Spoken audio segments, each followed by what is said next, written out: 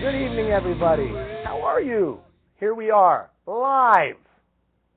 Regional Municipality of Wood Buffalo and my organization, The Changing Point, Leadership Boot Camp. Leadership Boot Camp. And you probably have sat down, you ate a little supper, hung out with your family, and now you're on your iPad or you're on your desktop or on your laptop or on your phone, your smartphone, or whatever you're on.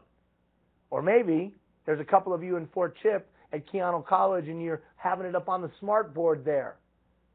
Right? Maybe. I don't know. But here you are, and here I am. And what are we doing? This is the coaching session. The coaching session. Remember, in our face-to-face dialogue, 21 days to establish a habit, blended learning model, right? We introduce a concept and then reinforce it for 21 days. And then halfway through, we stop the bus, we get off, and we talk it out. But instead of us being face-to-face talking it out, we're going to talk it out virtually. So Margie is here. Say hi, Margie. Hello. Yeah, Margie is here. She's ready to rock and roll. She's taking your questions. So if you email questions@rmwbleaders.ca, she's going to see it. Or if you put your question in that handy-dandy little chat box, she's going to see it. And then she's going to read it. And she's going to say, hey, Ian, we got a question. And then she's going to tell me, and we'll talk it out. So this is your time. Remember, that's why we're doing this. Your time to drive the conversation. Now, I have some things I want to talk about for sure, but you drive the conversation. You come to these sessions with your questions. Now, ideally, you would have gotten your reminder email yesterday. You would have seen right on there it said questions@rmwbleaders.ca. You would have clicked it, asked your question.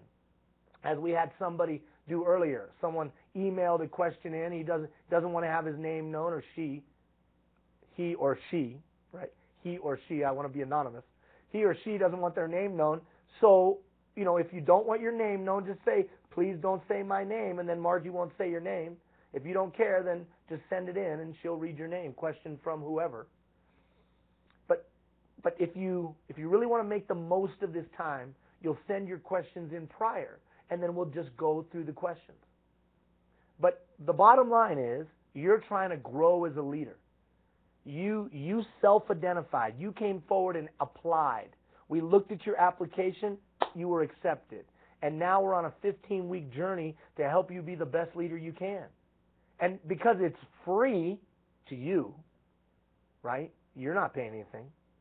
It's underwritten by someone else. You have an obligation, and your obligation is to pay back. And how you pay back? Go and build a better community. How do you pay back? You go and lighten the burden of your fellow man. You go be a better supervisor or manager or whatever at your workplace. You're a better neighbor. You're a better leader in the community so that you can build a community that all would want to live in. And you know how I feel. I believe that the Regional Municipality of Wood Buffalo and Fort McMurray and Fort Chip, I believe we can build some great communities. But it's going to be incumbent upon all of us. This first 3 weeks was about igniting the process, right? Overcoming inertia. And in that face-to-face conversation, we introduced a number of concepts, some of which we'll review tonight. So you could ask questions about that if you wanted to, or frankly, you could ask questions about anything you want. I'll answer a question about anything. So, questions@rmwbleaders.ca. Jeffrey, questions? Yeah, very good, Jeff. Jeff took a second there, but there he was. Questions@rmwbleaders.ca. This is the international sign for put the words in. Right? That's the international sign. Put the words in. So, questions@rmwbleaders.ca or in the chat box. Margie's ready. Give her something to do. She could be off doing something else right now, but she's here, helping out. That's awesome. And we got Jeff behind the glass. Okay.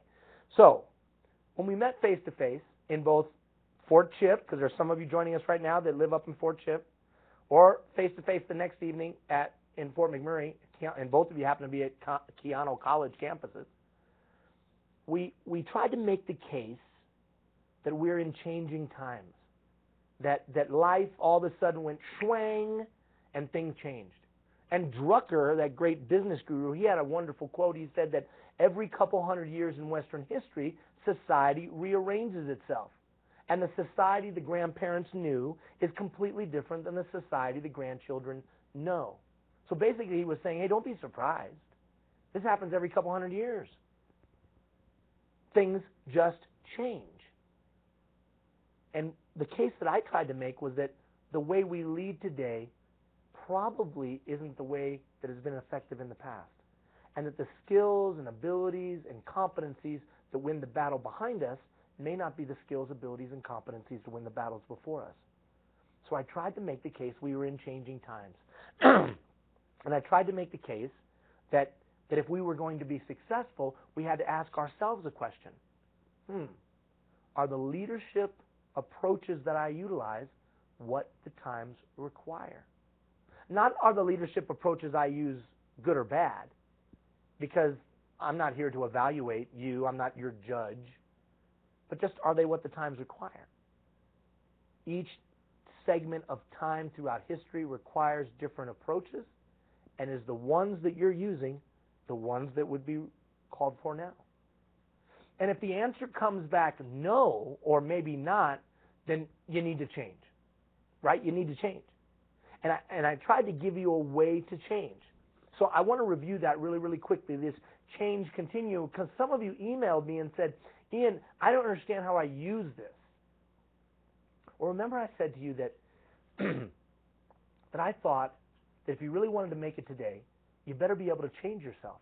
Not your principles and values, but you better be able to remake yourself based on the changing dynamics. That there was no safety and security in things changing, staying the same. That there was only safety and security in being adaptable, being able to overcome. And that most people don't change because they don't know how. And that there was some science behind that. The science that said that 80% of our behavior is unconscious. We just do it. It's called a habit. And by the time we get to be the age that you and I are, that all of us in the room are, that those things become ingrained, those habits. So when the world changes rapidly around us, the likelihood of us changing, 80% of our unconscious behavior being a habit, the likelihood of us changing accordingly is minimal. And because it takes 21 to 28 days to establish a habit, it's really minimal that we're going to change and adapt. So that when somebody points out a deficiency in our performance, let's say, we recognize it, but we don't know how to change it. Or we want to acquire a new skill. Somebody gives us an opportunity and we want to acquire a new skill. We're probably not going to acquire it. You say, Ian, you're being negative. No, I'm not being negative. You stop and think about how many times you've really fundamentally changed by the time you got to be an adult. Minimal. Minimal. Not surface change. I'm talking about deep. Doesn't happen. Not because you're bad or you didn't try hard enough. I got to try harder.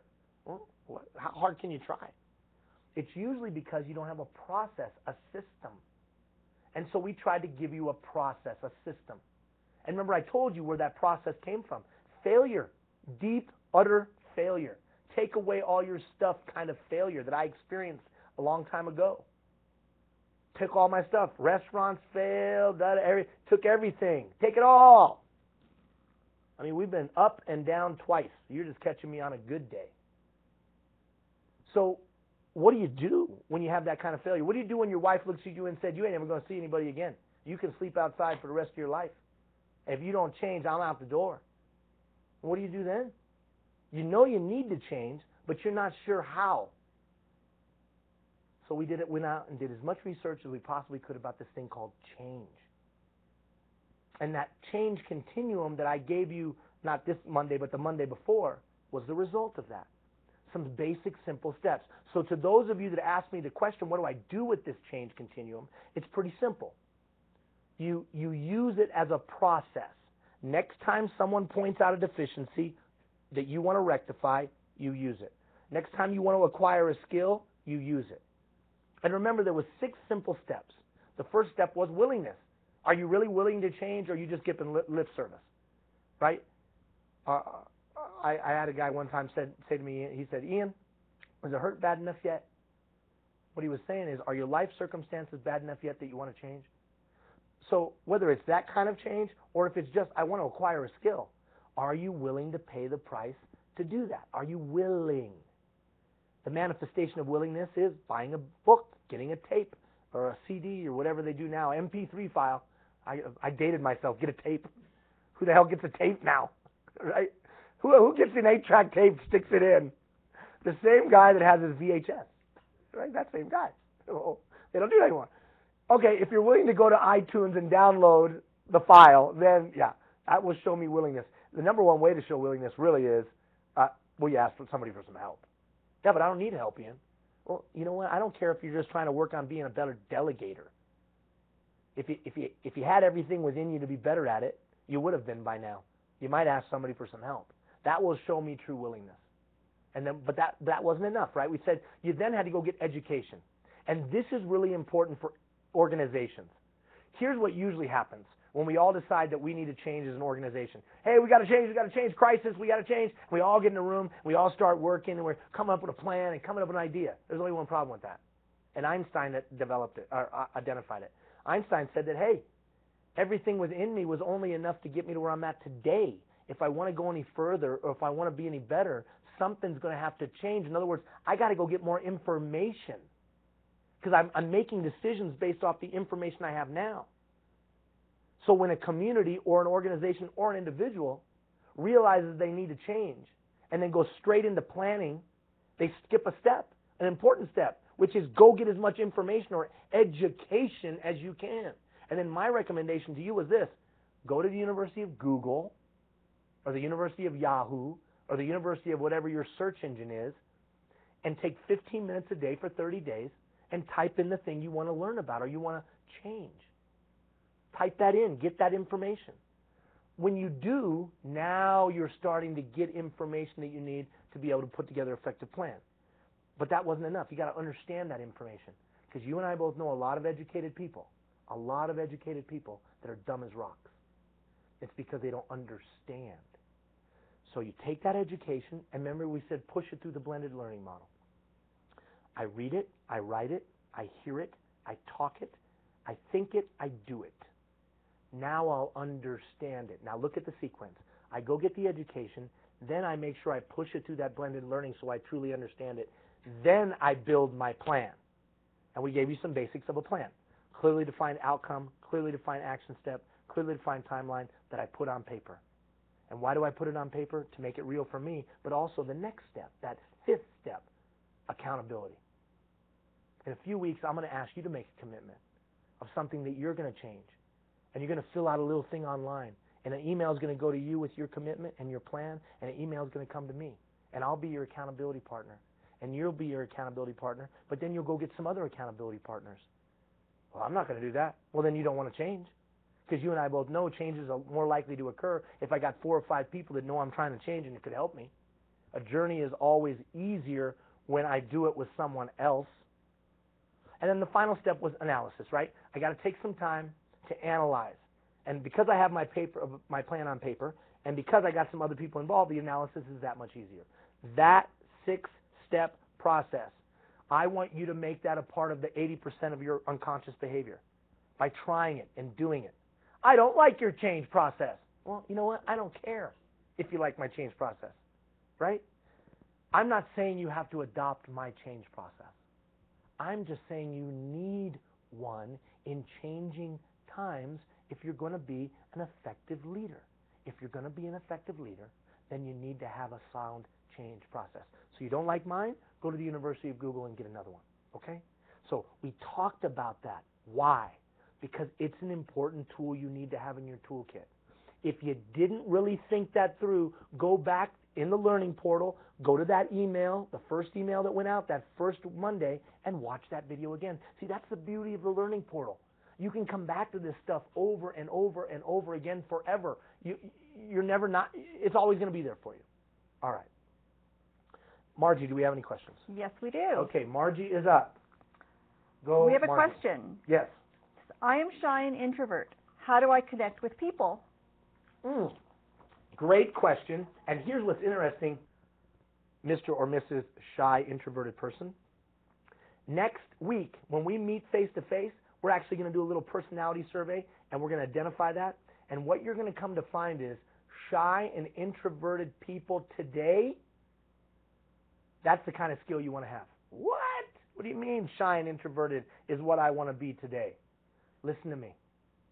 The number one skill for connecting with people today Listening. Really? Listening. Listening. Remember I talked about it when we met face to face. I told you we were in a you don't drink water in a live broadcast. Bad deal. Because then especially if you ate tacos before, because that's bad. That's just bad, guys. Tacos before, a little bit of water, bad. Just bad. Anyways, so live television. Anyways, listen. So remember when we met face to face, I told you we're in a user-driven society. Think about it. Facebook, YouTube, instant messaging, everything. People push out information about themselves, about what they think, about what they feel. One of the lost skills is listening. So, shy, introverted person, all you need to do is be willing to listen to people. Ask open-ended questions. Let people talk about themselves. Let people share. Connect with them on an authentic and a sincere and real level, and you will have no problems leading. You see, that's one of those fundamental shifts. In the past, we thought the leader was the guy or gal on the white horse saying, follow me. Well, you know what? Think about it. You reject that kind of a leader today. You want a leader that's collaborative. You want a leader that's a convener. You want a leader that listens to opinions. You want a leader that acts as a catalyst to draw people together. You're not excited about the guy or gal on the white horse anymore because those people have let us down as a society so many times. So shy, introverted, I would just say this: perfect opportunity to be a listener, perfect opportunity to ask open-ended questions, perfect opportunity to connect with people in a sincere and authentic way. Next week, when we're going to do a personality survey during our face-to-face session, I'll specifically talk about that. Now, does that mean that shy, I won't go interact with anybody? Yeah, that's going to be a barrier. But as long as you're willing to go and interact, as long as you're willing to just ask open-ended questions, and then let people talk to you, and really authentically listen to them, if you'll do that, you'll build influence. Because leadership today is not about follow me, it's about the capacity to build trusting relationships and then exert influence. Next week in Fort Chip, when we meet on Tuesday night, and in Fort McMurray, when we meet on Wednesday night, we're going to talk specifically about this. The agent of change, that's the next competency, the agent of change knows how to build those trusting relationships, and listening is the key to that. So if you're shy and introverted, in other words, you're not big and verbose, loud and verbose, that's actually going to be to your benefit today. It's not a liability, it's an asset if you know how to use it properly. Long-winded answer. Next question, if we have one. Pay attention, Margie. Margie's over there playing Angry Birds or something. She's playing Angry Birds. We got a live broadcast. Margie's like pulling back the little thing. It's flying and hitting the thing. And it's Angry Birds. Yes. Okay, we have a question from Anonymous this morning. Yes. Anonymous. I often try to vision my leaders as potential mentors. If I am not getting any leadership, I find it difficult to respect the leader, and it's hard to buy into the organization's vision and direction. What do you recommend? Okay, so the question from Anonymous is that, hey, my leader sucks. I mean, that's basically what he said, or she said.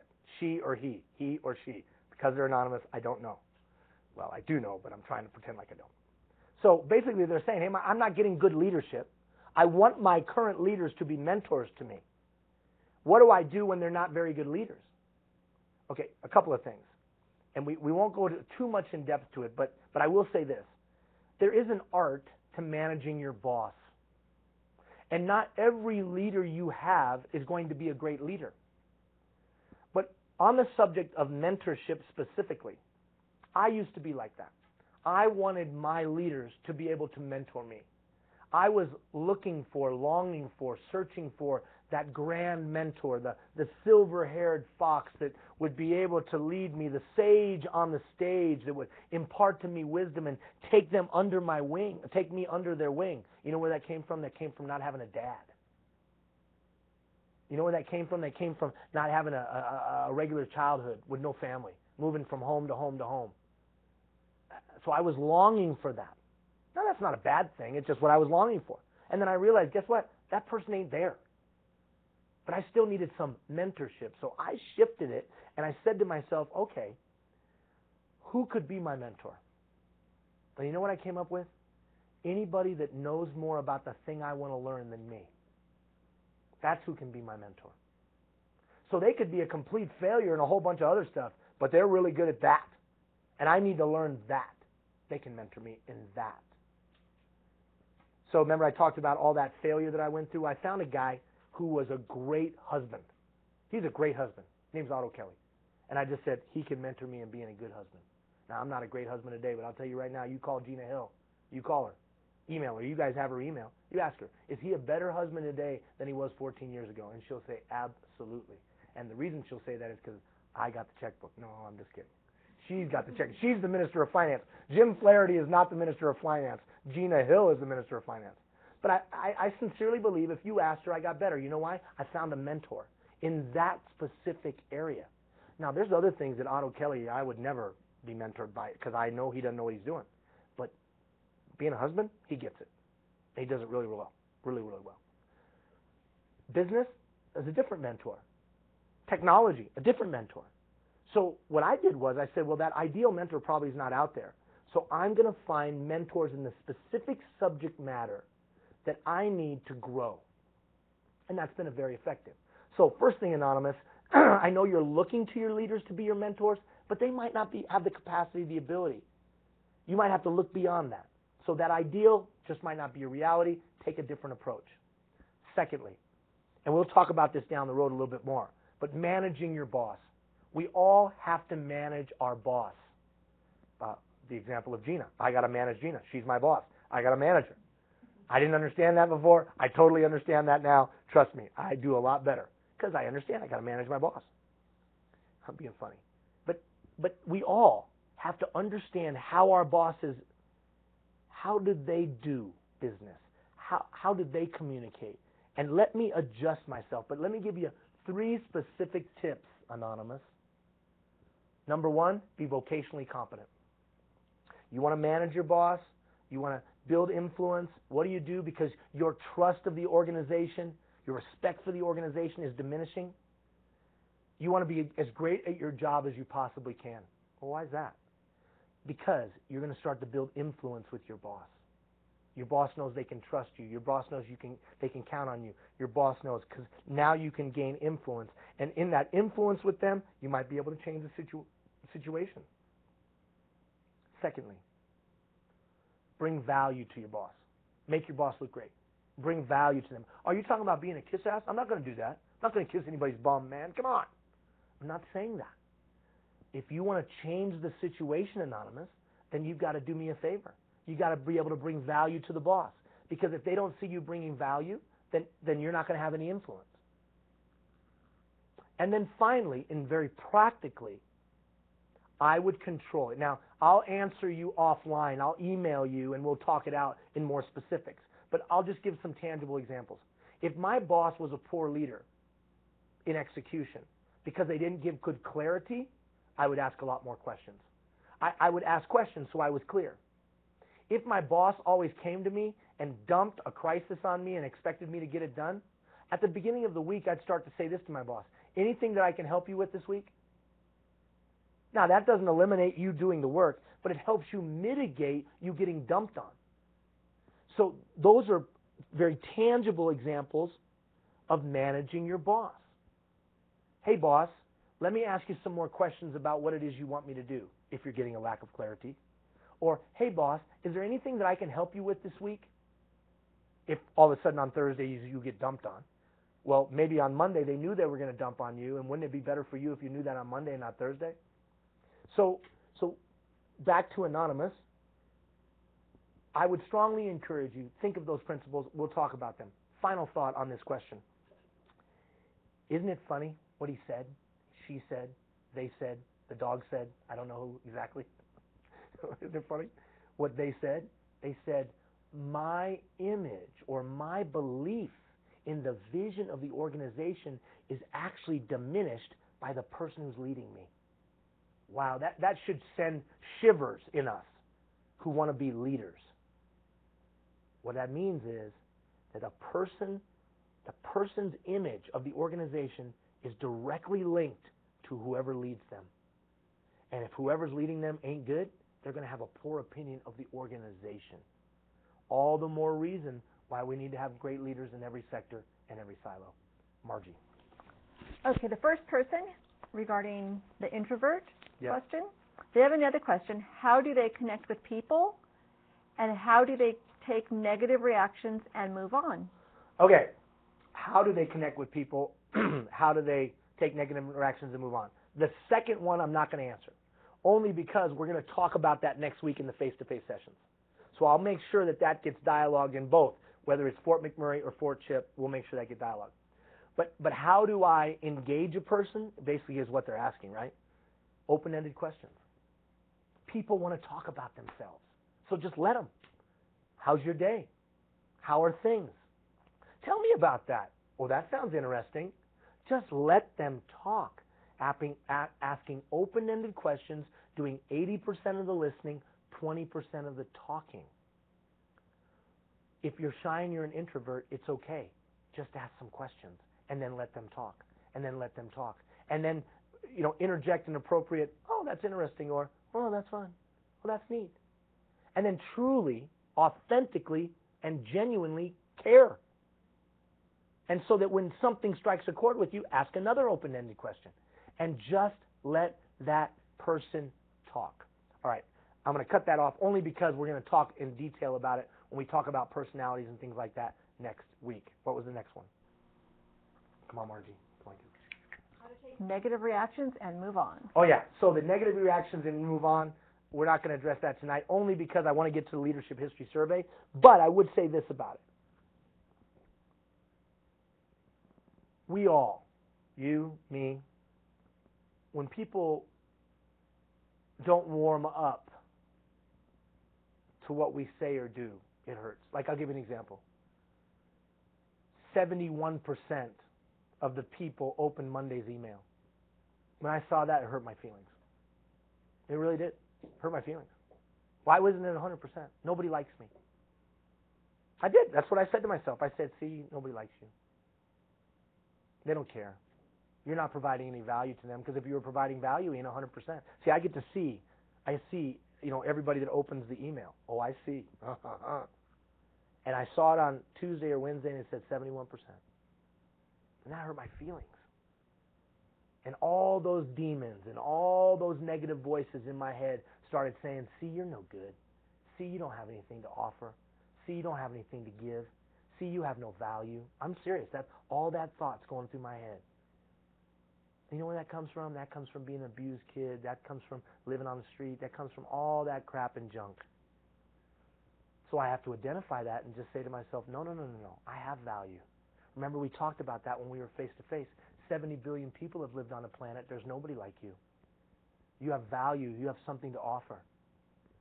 So that feeling of rejection, you have to identify what it really is. It's just not true. Okay, so you didn't connect with a human being. Great. You think you're going to connect with everybody? I'm not going to connect with everybody. There's some of you that already don't like me. We've hung out twice, and you're like, I don't like the chubby brown man. Okay, you don't like the chubby brown man. That's cool. But are we enlightened enough to go ahead and learn from each other? I hope so. So I just, answering your question from a very personal standpoint, I just had to come to terms with the fact that not everybody was going to like me. But what people thought or said, or how they either accepted or rejected, did not dictate my value. You guys liking me or liking this program does not dictate my value. I have value. You have value. Margie has value. Jeff has value. Every human being on the planet has value. Why? Because 70 billion people have lived on the planet, and there's nobody like you. Never has been anybody like you. Never will be anybody like you. If there was 70 billion of this fancy watch, and there was one that was unique and rare, handcrafted and handmade, how much would that be worth? Well, it'd be priceless. So yeah, someone rejected you, but that is not an indication of your worth. Period. Now, unfortunately, I can't make that mental leap for you.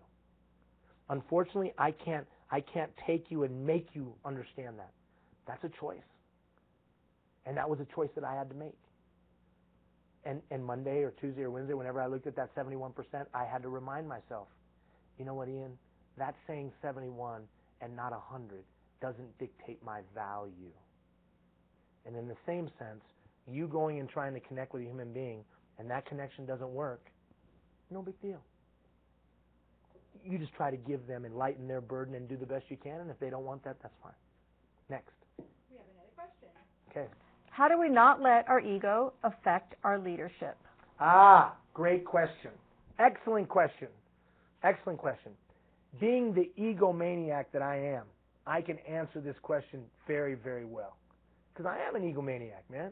I'm an ego. I got ego bigger than the house. Big ego.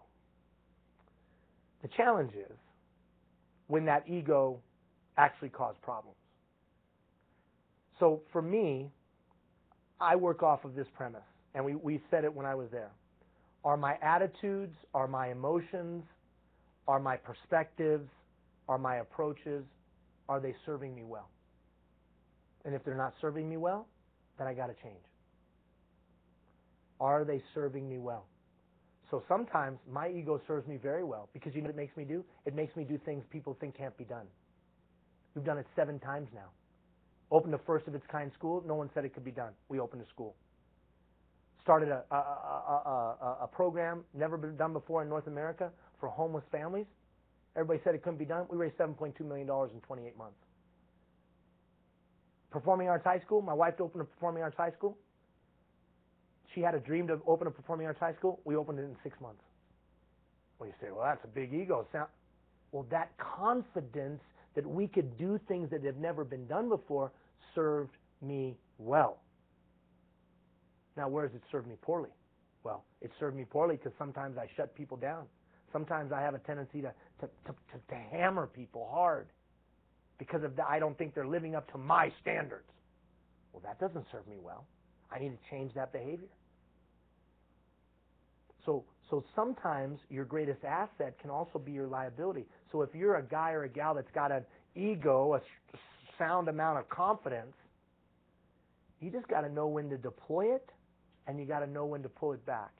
And if there's one thing, at least for me personally, that I've tried to work on over the last couple of years is that. So sometimes that thing gets in the way and is a stumbling block, and my wife looks at me and says, "You're an ass." I mean, she has said that. I'm ashamed to be with you because what you just did is shameful. The way you just talked to that human being, the way. And I'm like, wow, okay, I got to change.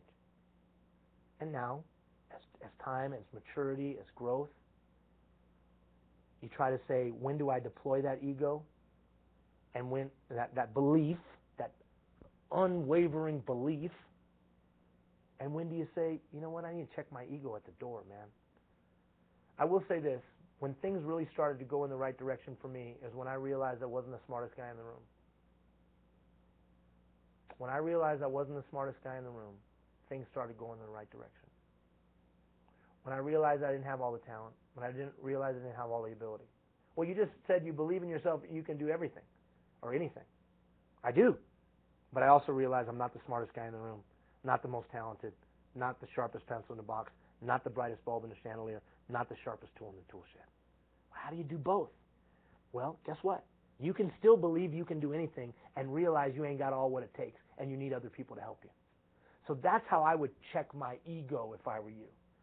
Deploy it when it serves you well, pull it back when it doesn't, and realize any way you cut it, you're not the sharpest guy in the room. You're not the sharpest gal in the room. There's somebody that needs to help you. Nobody is self-made. All of us need other people to make it. Other people to make it. You got another one for me? Not yet. Okay, put the questions on hold for just a second because we got to talk about this leadership history survey. Man, you guys ate dinner and just started throwing out questions. Crazy talk, Jeff. Crazy, crazy, crazy. All right, on Monday I sent you an email. And in that email, I talked to you about looking back to move forward, right? So this whole idea of the first 3 weeks was to create introspection. Look within your heart. Look within your soul. How did the 80% of my unconscious behavior get developed? How did that happen? Well, I called it looking back to move forward. You got to look back to move forward. How did I become the human being that I am today? And I gave you 12 questions, right? There was 12 questions. And I said, hey, I know you're busy, so if you can't write them all down, at least think about them. And I told you that tonight, or earlier today, I would tell you what it could mean to you. Now look, this is not a mathematical equation. There is no correct answer. It's just meant to provoke thought and introspection. It's just meant to get you to think about, how did I become who I am, and is that serving me well? That looks like a bull. Is that serving me well? A little ADD moment there. Is that serving me well? Okay, let's just go through it quickly. You can ask questions as we go along, but I'll try to get through these, and then I'll answer questions. Where were you born? What type of neighborhood was it? Yeah, Ian, you did ask that question. What does that mean? What it means is this. Did you grow up in a rural environment, far, far away from people, and so you didn't interact with very many people except your own family? Or did you live in a rural environment where people did live around you and it was very casual? People just dropped by, they didn't announce, they didn't call, they just came in and the door was always open and we all sat in the living room or in the kitchen and we all hang out, and that's just the way we grew up. Or did you grow up in a more urban setting, a more formal setting, where you would never just go by? You had to at least call or maybe send a note that you would be coming by at a certain time. Here's the funny thing. Whatever setting you grew up in, I bet you that's what you're most comfortable with in the workplace. If you grew up in that rural setting, you're used to just people popping by and dropping in the office and you drop in theirs. And you're kind of put off when it's a little bit more formal. What do you mean I got to send an email to make an appointment? Why can't I just come by your office? Why can't I just stop in? And somebody else might say, well, I like that formality and all this looseness really bothers me. So what's the correlation between how you grew up and what you like now and your preferences now? Go, Margie. That's an excellent question. After reaching all my big goals a couple years ago, I have found it challenging to pick new goals and feel I am churning my wheels. Any suggestions on how to get refocused and motivated? Yes, I do have some suggestions on that. And frankly, this leadership history survey can help with that. So let me answer your question to some degree, and then I'll get back to that. Was that in a chat box or an email? Chat box. Okay. Person that sent in that question, send that question to me in an email so I can give you a more in-depth answer, okay? Don't just send it to my email. Just send it to ian@rmwbleaders.ca. So you put it in the chat box, but do me a favor, send it to me in an email so I can get there. You're good, Jeff. You're awesome, dude. Good job. Send it to that email so that I can give you a more in-depth answer, because I'm going to have to give you a shorter answer now, and I want to give you a more in-depth answer. But let me just put it this way. When we talk about maximizing the use of our time, when we talk about time management in the systems conversation 6 weeks from now, I'm going to challenge you to really look at those life's 5 most urgent questions. And I'll challenge you who asked that question to do the same. You want to restart yourself, refocus yourself. Take those 5 most urgent questions that were at the back of the handout from the first session. And if you don't have them, you can print them. It's right here in the learning portal. Remember, there was 5 questions. I guarantee you, if you answer these 5 questions in depth, you'll refocus yourself. Let me remind you what they were. Question number 1, what will be your greatest contribution to your family? Question number 2, what will be your greatest contribution to those you serve? Question number 3, what will be your greatest contribution to those you lead? Question number 4, what will be your greatest contribution to your organization that you work for, that you're a part of? And then question number 5, what will be your greatest contribution to your society? Now, you said in a very short blurb on a post, I've reached all my big goals. That's cool. But then my question back to you would be, what's going to be your greatest contribution to those 5 stakeholders? Well, I've already done some of them. Okay, now let's refocus and say, what's going to be the next biggest contribution I'm going to have to my family? What's going to be the next biggest contribution I'm going to make to those that I lead, those that I serve, my society, my community, or my organization, my community? The beauty of those questions is it challenges us regularly. When we opened the school, could have been done. When we first launched Let Them Be Kids and did the project in Africa, could have been done. But it's not about a point in time. It's about a long-term journey. and the legacy that we'll leave behind. So the same is true for you when you say to me, I've achieved all the big goals. The refocusing now may be, how can I impact more people? How can I make a greater lightening the burden of my fellow man? How can I take a specific issue and rectify it? Where are the problems of my community that I can throw my full energy into solving? So if you're one of those people that has been able to accomplish big goals, now refocus that energy into somebody else's pain, somebody else's issue, somebody else's challenge, and now live for somebody else. But send me the email, and I'll give you some more of a lowdown, okay? Hopefully that gave you enough to churn on. But those life's 5 most urgent questions help with that. Okay, back to the Leadership History Survey. How your family. Now, I'm not going to go into a long dissertation about family birth order, right? Are you the oldest? Are you the youngest? Are you the middle? But we know social science, behavioral science tells us there is some validity to that. If I'm the oldest child, I may have been asked to be a leader all the time, and one of two things happens. I gravitate towards leadership or I shy away from it. If I'm the baby of the bunch, I may have gotten preferential treatment, or frankly, I may have gotten forgotten at the Esso gas bar, right? The 4 of us all got in the van. We started driving away, and somebody went, "Where's Johnny? Crap!" Because we got forgotten. Or you might be that middle child, like my little Nadia. You know, one end of the spectrum, she got little Kian, you know, he has special needs. And on the other end of the spectrum, she's got her older sister, phenomenal superstar, and Nadia, who is a superstar in her own right. But you know what? These two ends of the spectrum occupy a lot of energy. And Nadia has had to be a little bit more self-contained. Well, all of that manifests itself later in life. Now, I don't have the answer because I don't know you, but I do think you have to stop and think if that is serving you well today. All right, next one, quickly, because we're running out of time. What games did you enjoy playing? Now, I'm not a big athletic metaphor guy, even though I was kind of a jock. Not a big athletic metaphor guy, because not everybody was an athlete. But it's funny thing about games and kids and what they can tell us about them later in life. Did you enjoy playing games, just you? Tennis, swimming, whatever, just you? Figure skating, you? Or did you like the more collegial, you know, the camaraderie, the team? Now, forget about the winning and losing. Which one did you enjoy? And I bet you it correlates what you enjoy in doing in the workplace. Just give me the task, I'll handle it, I'll get it done. I don't need to work with anybody else. Gosh, I hate that. I like to work with other people. Or vice versa. Now the challenge is you might be stuck in an environment, or might be put in an environment, where you're not going to have any team members, but you're expected to perform. The leader recognizes those past barriers that they might have, or the things they're predisposed to, and recognizes when it's not serving them well, and can adjust accordingly. They are not a victim of their history. They realize that their history does not determine their destiny, and they're able to step out of that mold and function in all environments, or as many environments as possible.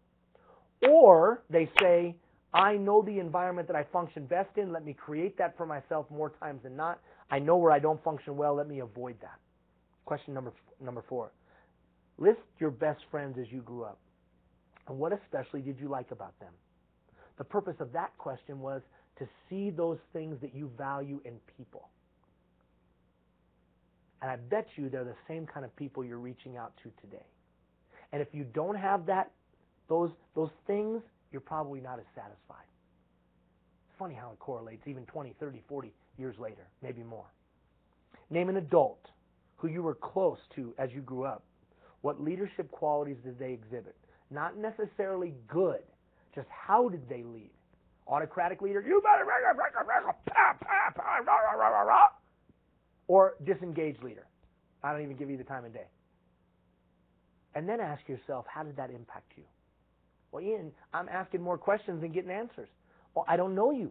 I can tell you what it might mean, but you got to do the introspection. One of you emailed me and said that this was a hard exercise. It made you think about a lot of things that aren't pleasant. And it wasn't meant to be unpleasant, but it was meant to look inside. And sometimes when we look inside, that isn't the most pleasant experience. But to make it a valuable experience, it may not be pleasant, but to make it a valuable experience, we then have to use it as a launching point and say, are those attitudes or those behaviors, that resentment, that anger, that whatever, is that serving me well? This is going to be very graphic and really, really, really overt. So hang in there with me. The guy that molested me when I was 11 controlled my life till I was about 25. And at some point, I had to do this introspection that was very unpleasant. And through the help of professionals and others, I could work through that. Now, I'm not saying my situation is yours. And if in any way you can relate to what I'm saying, notice what I said. Through the help of professionals and loving, caring people, I was able to move forward. So I want to be clear. The help of professionals and loving, caring people. So sometimes looking introspectively is not pleasant, but it can be valuable if we take the appropriate steps when we ask ourselves, are these things serving me well? These attitudes, feelings, and the like, are they serving me well? And if they're not serving me well, then we have to act. And at that point in time in my life, it wasn't serving me well. And it took a lot of effort and a lot of work, a lot of professionals, a lot of care to help me work through that. Now, I only share that big example because it is overt. And it is, wow, because it's clear, right? But maybe your situation is you're just pissed off at the guy that works in the cubicle next to you, and you've been pissed off at him for the last 10 years because you hate his ass. There's only one problem. That's probably not serving you well. And it's probably not serving the people around you well. Or maybe your uncle, right? Your uncle comes over for winter holiday, whatever your winter holiday is, and everybody rearranges the way they sit because they know the two of you can't sit next to each other. Well, is that serving anybody well? Probably not. But you might even be justified in your anger. But that's not serving you well. So who's that adult that you saw in a leadership role that you were close to as a child, and whatever they exhibited, has it got on you in a good way or a bad way? All right, look at question number 6. Yeah, we get deep in the night sessions, right? We weren't this deep in the day session, but went at night and ate some supper and have a couple tacos, and we get really deep. Name a teacher who had a strong influence on you when you grew up. What did this person do that influenced you? Key. What did this person do that influenced you? Their style and their approach is probably the style and approach you relate to best. So when you're out looking for mentors, when you're out looking for people to speak into your life, find them that have that style of that teacher, because that's probably how you learn best. What was your first real job, and what leadership learnings did you gain? The question here is meant to help you identify, did you get thrown into the job and you just had to find a way to make it? Or was there a regimented training program to bring you on board? Did you gain some key leadership insights, or did you say, that is absolutely not how I should be as a leader? Now project it forward. How are you treating people whose first job? Who their experience with you is their first job? Setting up for success, or maybe not? Question number 8. List all your jobs. Do you see any trends? What do you mean by trends, Ian? Do you see any trends? Are there any environments where you consistently thrive? And are there other environments where you consistently fail or not at your best? For me, I can't be involved in long-term projects. I have to be involved in things that are short time frames. 15 weeks, that's about all I got. I can't go longer than 15 weeks. Can't focus. ADD, ADHD, all of those learning challenges for me. So it took me some time to understand short focus. It's like let them be kids. So let them be kids. We've been doing this thing. It's all great. But you know what? My skill set's coming to an end. I got to turn it over to somebody else because I'm a starter. I'm not a maintainer or a finisher. I'm a starter, that entrepreneurial spirit. So when I look at the jobs, or you look at the jobs that you've done in your life, you start to say to yourself, wow, are there some patterns here? Are there ways, are there things that I can learn, some things that I can learn that would then set me up for success? Make sure I'm in this environment more than the environment where I haven't been so successful. All right, next 2 questions, number 9 and 10, incredibly important questions. Who's your best boss? Who's your worst boss? Question number 9, who's your best boss In what ways were they a good leader? Now, it could be boss, could be leader, interchangeable words. Here's the funny thing about this. When you answer that question for me or yourself, you just told me what your standard is for leadership. Because you told me who your best was, and they are the standard. So that anytime anyone else is leading you, when they don't live up to that, they're not a great leader in your mind. Now that could actually be a liability, because you start discounting the people that are leading you. It's like Anonymous's question earlier. My leadership's not that great. Well, he's probably making that, or she's probably making that evaluation based on the best boss they've ever had. If you're a leader today, you want to know how you're being judged, ask your subordinate who their best boss ever was, and you can and why, and you just immediately know how they judge you. You better do those things that they say, otherwise you're not going to live up to the standard. Now, I want to challenge you with something, and I'll talk about this in our face-to-face next week. That person's name that you wrote down, or that person's name that came to mind when I said, who's your best leader you've ever had? I challenge you to reach out to them in the coming days, in the next week. I challenge you in the next week to reach out to that person who made a significant impact in your life. Don't send them an email either. Go to the university and Google, track them down. If you know where they live, go by their house. Go seek them out and say this. Hey, I'm in this leadership boot camp. There's this chubby brown man, his name is Ian. And Ian told me that I needed to think about who the best leader I ever had was. And when I thought of them all, your name came to my mind. Your name. And so I just came here today, or I just called you to thank you because you made a significant difference in my life. Without you, I wouldn't be who I am today. And I'm just reaching out to tell you, thank you. If you call them, there'll be silence on the other end of the line. If you're face-to-face, they'll look at you with this dumbfounded look.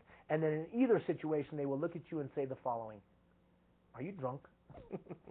They'll say, are you drunk? Now let me ask you a question. If you actually made that call or you wouldn't have that meeting, do you think you'd change somebody's day? You sure would. Do you think you might make their week? Potentially. Do you think you might make their life? Maybe in some instances. Because they'll know that they made a significant difference in another human being's life. Now, listen to me. You're a sorry excuse for a person if you don't make that phone call. Or if you don't at least try to give that gift to someone that gave to you and made you better. Here's the final thought on that question. You have an opportunity to be that person for someone else. 5 years from now, 10 years from now, when I say, who was your best boss, and they write your name down, or they say your name out loud, you have that potential because you're a leader at some level or another. All right, quickly, question number 10.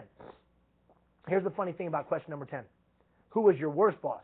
Now, do me a favor, right, Jeff? Don't call them.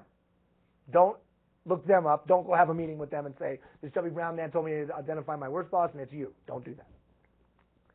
But when you identify that worst boss, and you list the ways that they were a poor leader, you know what when I read that, if you were to tell me, I know what you will absolutely not tolerate. If you were to ask your direct reports, if you lead people formally today, to answer that question, you better not be doing any of that stuff. Because if you're doing any of that stuff, they equate you to their worst boss. Now, I'm not saying that they think you are their worst boss, but your performance would be equated to their worst boss. So that's no-go. That's a no-go.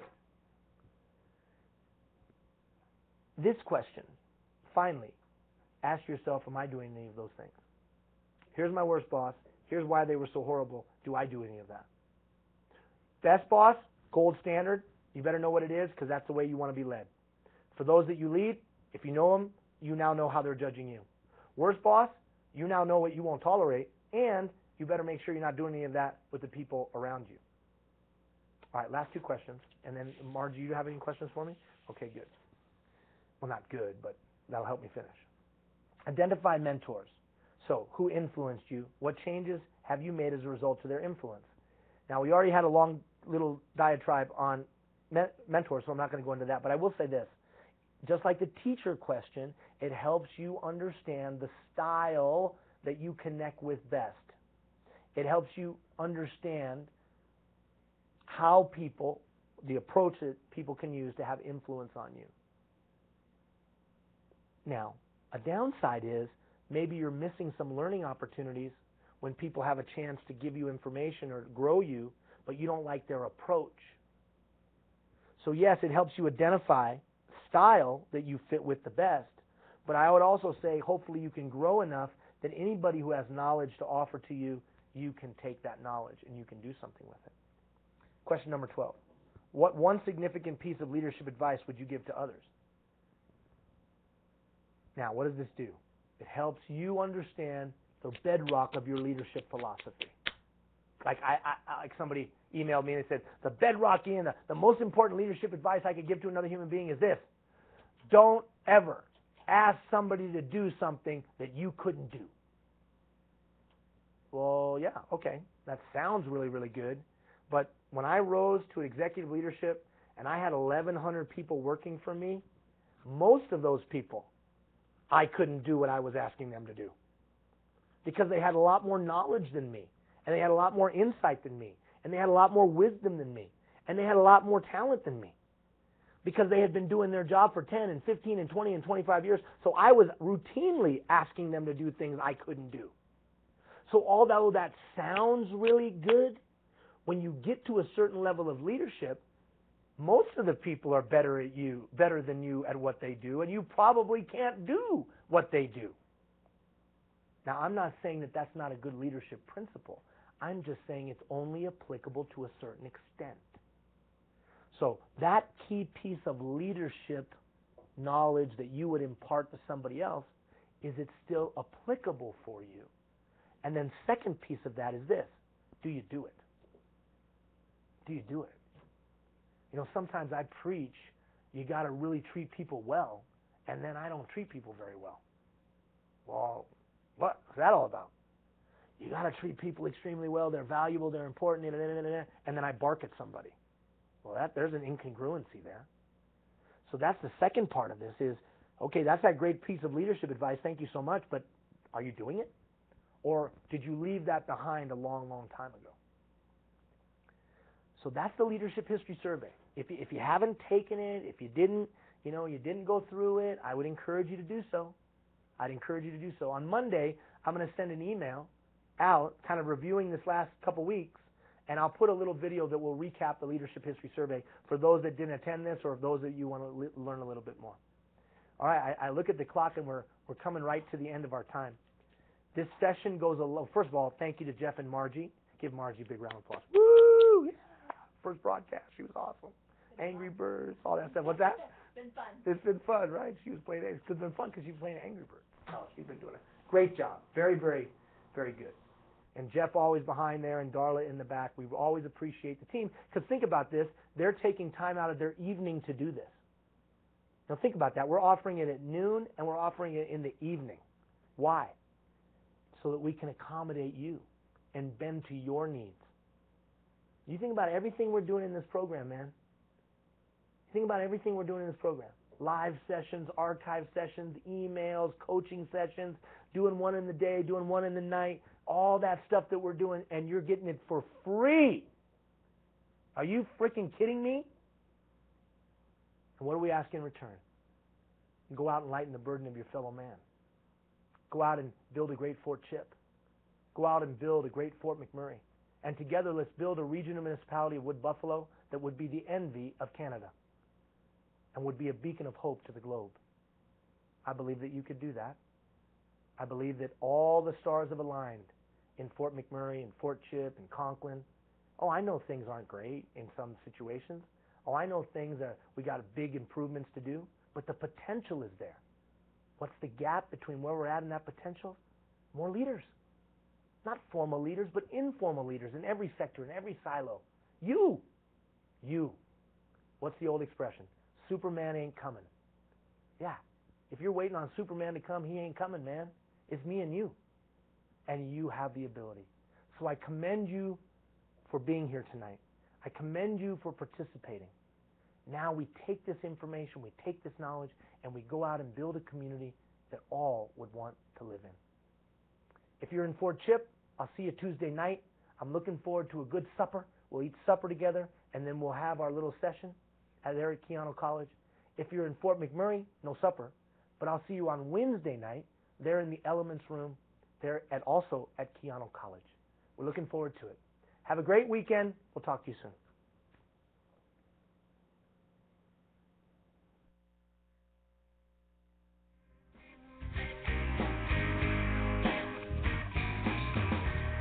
When you're looking for something